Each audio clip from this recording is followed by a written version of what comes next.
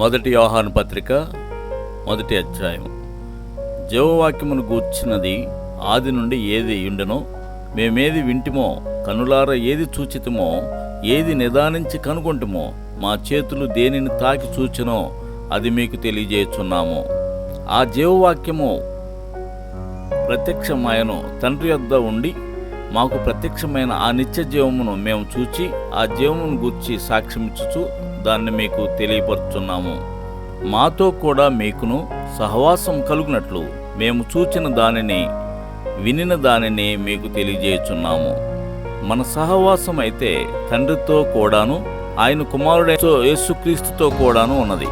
మన సంతోషము పరిపూర్ణమవుటకై మేము ఈ సంగతులను రాయుచున్నాము. మేము ఆయన వలన విని మీకు ప్రకటించు వర్తమానమేమనగా, దేవుడు వెలుగై ఉన్నాడు, ఆయన యందు చీకటి ఎంత మాత్రమూ లేదు. ఆయనతో కూడా సహవాసం గలవారమని చెప్పుకొని చీకటిలో నడిచిన ఎడ్ల మనం అబద్ధమాడుచు సత్యమును జరిగింపకుందుము. అయితే ఆయన వెలుగులోనున్న ప్రకారము మనమును వెలుగులో నడిచిన ఎడల మనము అన్యోన్య సహవాసం గలవారమయ్యుందుము.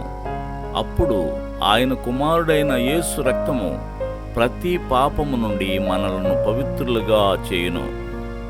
మనము పాపము లేని వారమని చెప్పుకునే ఎడల మనలను మనమే మోసపుచ్చుకుందుము, మరియు మనలో సత్యముండదు. మన పాపములను మనము ఒప్పుకొని ఎడల ఆయన నమ్మదగిన వాడును నీతిమంతుడును కనుక ఆయన మన పాపములను క్షమించి సమస్త దుర్నీతి నుండి మనలను పవిత్రులుగా చేయును. మనము పాపం చేయలేదని చెప్పుకున్న ఎడల ఆయనను అబద్ధికునిగా చేయువారు మగుదుము, మరియు ఆయన వాక్యము మనలో ఉండదు.